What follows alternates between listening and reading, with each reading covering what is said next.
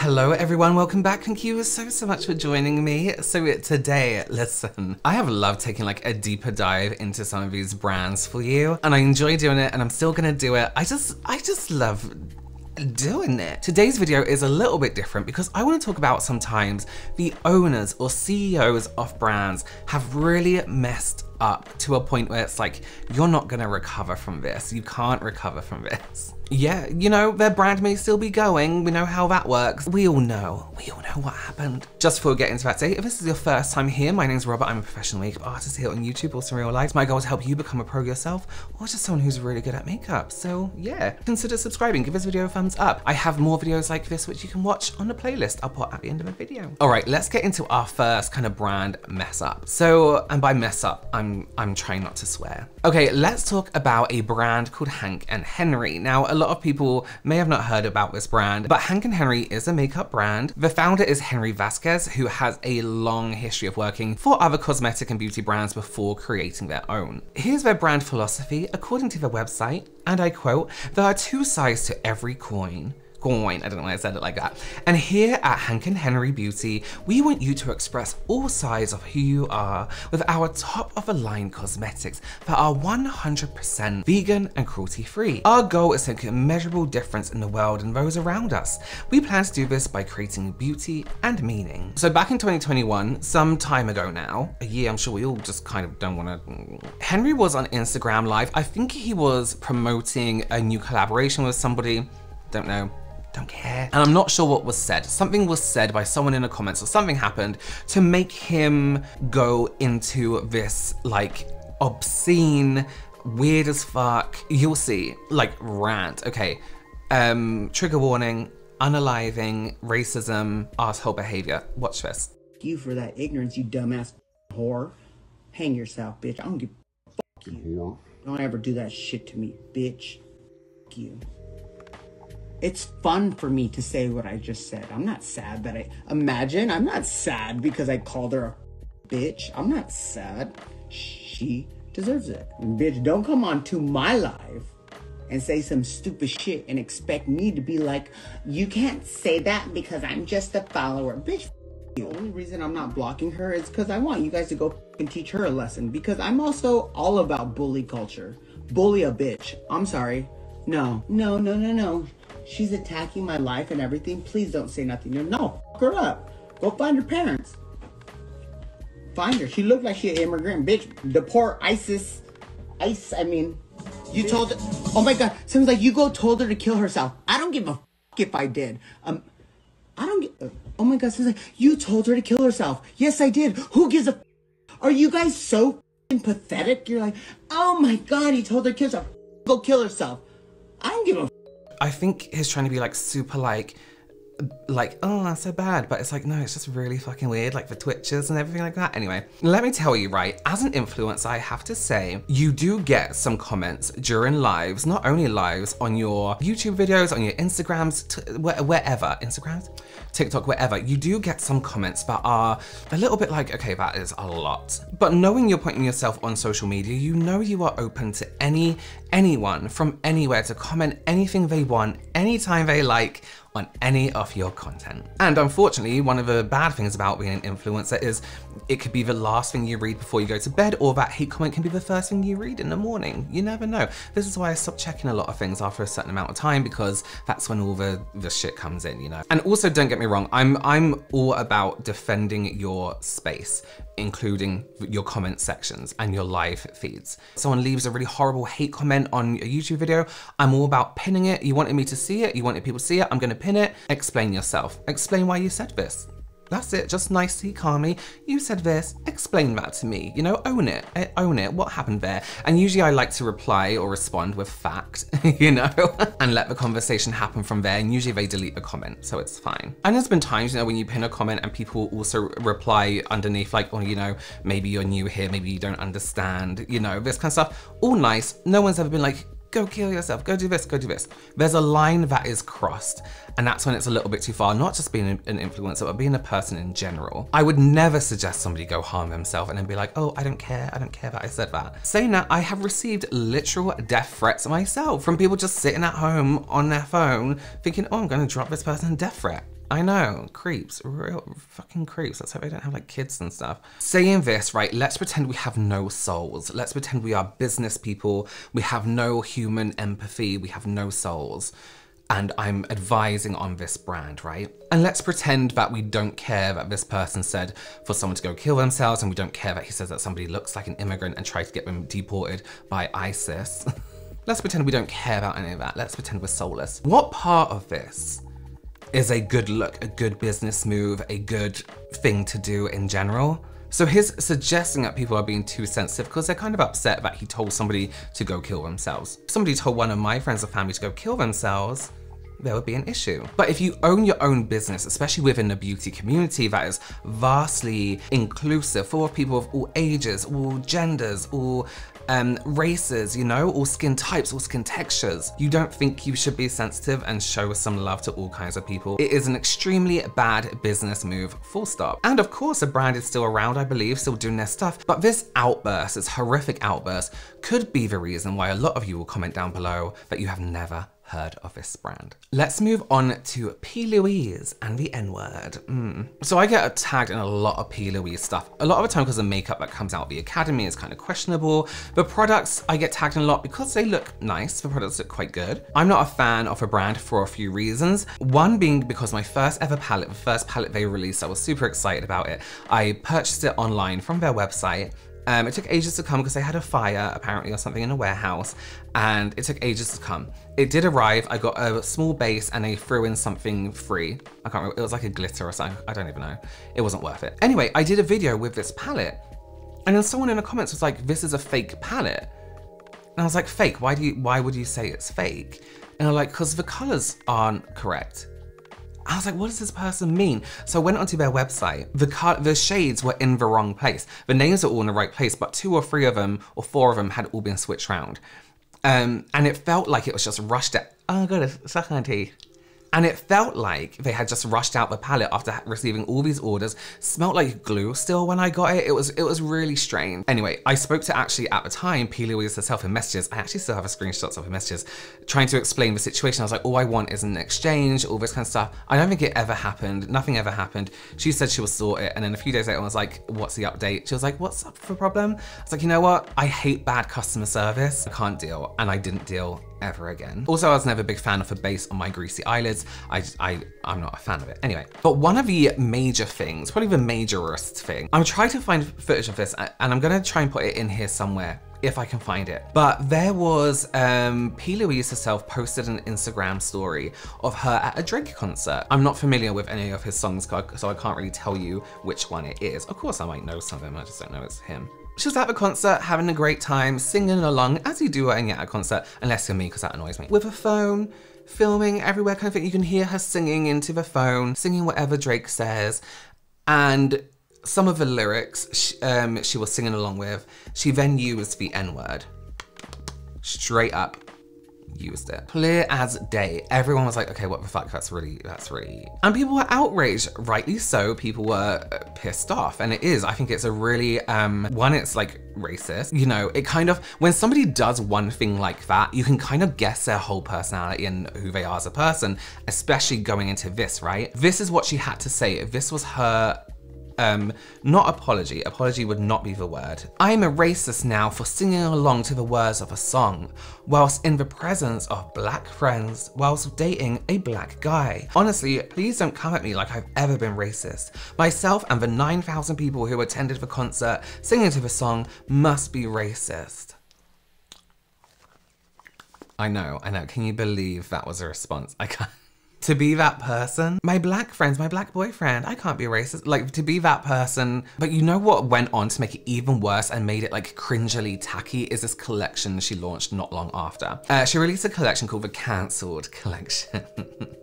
And this could have very well been in production before this happened, but it's like, oh, I've been cancelled. Cancel culture is so toxic because I was racist, and it's very, to me, it's very tacky and very stupid. This collection should have been shelved for a while. Maybe take some time to think on what you did and then be like, okay, why is my defense for using the N-word to then release a whole collection called Cancelled, being like, the beauty community is so toxic. And so although when people tag me and stuff, although some of the products are appealing in some ways and appealing to some people, when I see the brand, all I can think of is like, I'm not racist. I have friends who are black, you know? My neighbors are black and we get on just fine. Like, it's that kind of energy whenever I see someone's like, oh, look at this P.Louise eye primer. I'm like, oh, she has friends who are black, you know? Let's move on. You've probably all heard about this one. This is Minto, is that his name? The ex-Revolution CEO, or wherever he is now. Who knows what he's doing in his I don't say something.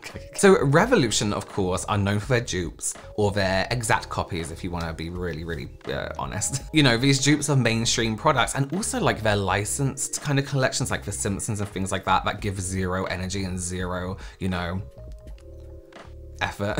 And also having about 50 to 100 sub-brands. Revolution Pro, Revolution Man, Revolution Earth, whatever it is. Revolution Gym, they probably aren't the names, but there's a million, if they can think of it, they can do it. Not that they should, but they do.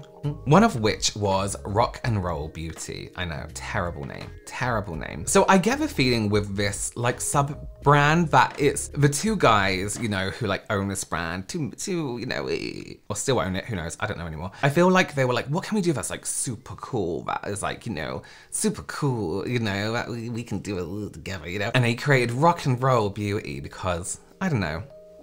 Okay, so listen to this. This is their like launching their first collection.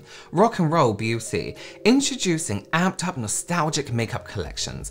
Can I just say, nostalgic maybe not so much for your target audience. Inspired by classic music artists, Rock and Roll Beauty and Revolution, we're bringing pop culture to life in new collaborations made for fans, by the fans, disrupting your makeup kits with cool new innovations. Nothing disruptive, you'll see in a minute. Grooving into our first launch, celebrating Jimi Hendrix and his groundbreaking musical genius and personal style through a far-out makeup collection for true voodoo fans, taking you on a psychedelic trip back to the 60s with one-of-a-kind products. Can I just flash up the products here for you? One of a kind. You got free candles, you got these palettes that look like they've been in every Revolution collection already. It looks leftover, it looks spare, it looks unthought about. Okay, this is oh, I'm sorry, I have allergies to drop-shipped AliExpress shit. It takes one look at it to be like, yeah, this is clearly Revolution. This is Revolution, and they're like, what can we make? Let's make it in a week and let's get it out. So on a page sharing this launch, I think it was like Trend Mood or something like that, there were some comments not too happy with the launch, kind of like, oh, just more shit from Revolution, this looks really terrible. People had questions. One comment in particular said, if this isn't a black-owned brand, I don't want it. Fair enough, it's Jimi Hendrix. What are his, like, is his, what's it called? Friends and family, what's it called when you leave behind, like legacy? You know what I mean? Are they profiting from it? What's the deal? How has this worked out? It'd be good to have some background on this, you know? However, somebody replied to this comment. Let me just read this comment to you because this is dumb as fuck. Go move to Africa then. Dude, seriously, stop self-hating. First of all, what even the fuck does that mean? Someone else then commented and pointed out about that comment. I'm glad the CEO of Revolution liked that comment. Meaning Adam, like really, really glad they were that stupid to do that from the business account. They caught him liking this comment, being a little puss because somebody wasn't interested in this drop-shipped looking midlife crisis-esque addition to the Revolution universe. You know, I was on the cusp of kind of not using Revolution again anyway. I'm gonna be honest with you, being in the influencer world, I have heard many terrible things about the brand, and I was kind of like, you know what, they're releasing too much shit. It's too much happening. Something seems a little bit off, and this kind of stuff just goes to prove it and kind of what's happening within the company. Then now it makes it like even more clearer, like this probably isn't a brand that I want to support personally. Last but not least, we have Ofra Cosmetics. I'm really disappointed about this one. Before we get into this, I just want to say this, right? I just want to say, I'm aware and I believe that everyone is entitled to their own political opinions, absolutely, and preferences. And people may want to use their own money to fund whoever they support politically. I'm also aware that on the flip side of that, people don't support certain politicians, people don't support certain political parties, and people also don't want to fund political parties with their money. That's the way the world works. Whoever we support, that's what happens, right? And what I'm also gonna ask a few select people to understand before we get into this. This is my space, these are my videos. I choose what I talk about to you on these videos in my content, and you can also choose not to watch my content. And the reason I'm saying this is because when people say anything about politics, like the one little thing, maybe I say I don't like this politician, everyone's like, keep politics out, people. Here's the deal, right? I don't sit in this room, when the lights turn off and the camera turns off, I just don't sit here thinking about makeup and what's gonna happen next. I vote, I pay taxes, I have political opinions, I have opinions on human rights, what goes on in the world, all this kind of stuff. If you decide that your political opinions or beliefs don't align with mine, it is okay to just leave and vice versa. You don't have to tell me what I can and can't talk about. And sometimes within the beauty world, politics play a huge part. It has done throughout history and it will continue to do so. A certain kind of lipstick, a certain kind of makeup look was literally invented by politics. It's happened the whole time. The makeup history is deep in politics. Let me just, because I hate it when people don't think about facts. That's historical fact, okay? But please, I'm just gonna say this clear as day. If you are a Trump supporter, just hear everything I have to say till the end of this, okay? Don't go crazy. You like him, I don't like him, that's fine. You probably wouldn't support politicians that I support. And yes, I'm English, but American politics, especially since Brexit, play a big part in UK politics too. Okay, now let's get into the meat.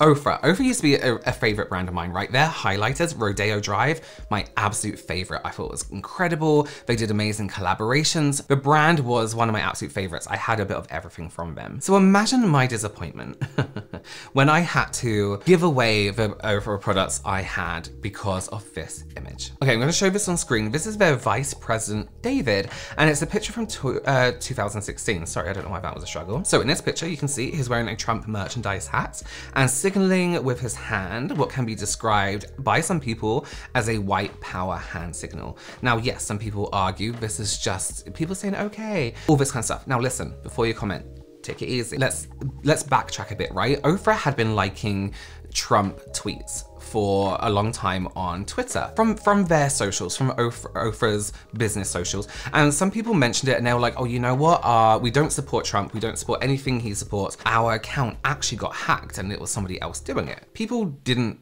believe it, really. Okay, now let's be real. Trump supporters haven't got the best rep, have they? You know it. I know it. You may be a Trump supporter yourself, but we all know that there are extremists in every belief. And to see a Trump hat and what is potentially being shown as a white power symbol together, and for people who don't support Trump, that's definitely a huge red flag. And they may not want to support this brand from now on. Not just the hat, but the white power thing together is enough on its own. But back to the like Trump tweets that they like. Why do all this like pretending that you are hacked, all this kind of stuff? If a brand wants to make a political stance on whoever they support, do it. Make it clear, whoever it is, just so then people can decide if they want to support you or not, you know? For example, David here in this picture, he would have profited from people purchasing Ofra products, if that's how he makes money. He was also donating to Trump's campaign. So for someone to decide not to fund that, that's more than fair. And people may argue, separate the product from the person.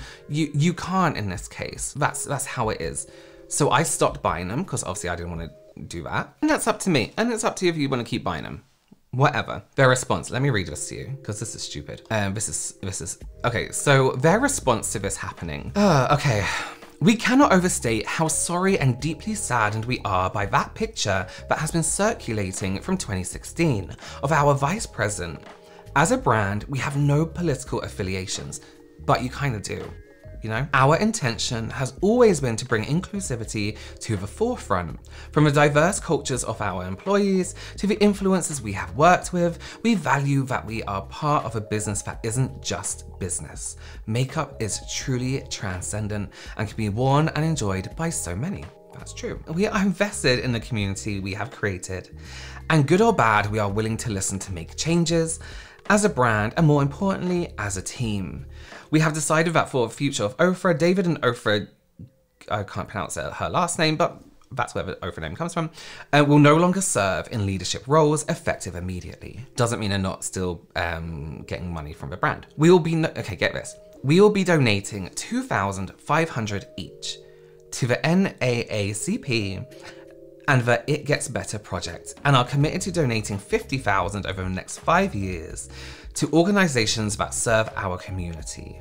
We understand money doesn't equate change. We hope that our actions over time will show that we are dedicated to inclusion from the top, and most importantly, love and respect for all. I don't mean to be picky, right? $2,500 each, so $5,000 each to these two charities. So $2,500 is going to these charities. That's not much. For a business that is probably definitely selling, their main thing being highlighters, and bear in mind they have other products around it as well, collaborations with influencers, that is not a lot of money. That's actually extremely unimpressive. When you think about how brands have donated millions and millions and millions, it's not that impressive. I'm not saying they have to donate millions, but can we up that 50,000 to 100,000? Can we up that to 50 each? To 5,000 each, you know what I mean? It's not that impressive. It's not that impressive. And it just doesn't feel sincere. Yes, they're stepping down, but it just doesn't feel sincere. Anyway, I love looking into brands' backgrounds like this because it kind of makes you very more aware of kind of like who you're buying from, what you're funding, all this other stuff. Let's be real, a lot of brands don't have the cleanest background. In fact, probably every brand, there could be a brand you're using. When you really look into it, there's some things that are quite questionable, but it's how it's dealt with and how bad it is. But yes, anyway, thank you so much for joining me. Do consider subscribing, give this video a thumbs up, and I will see you very, very soon. Bye.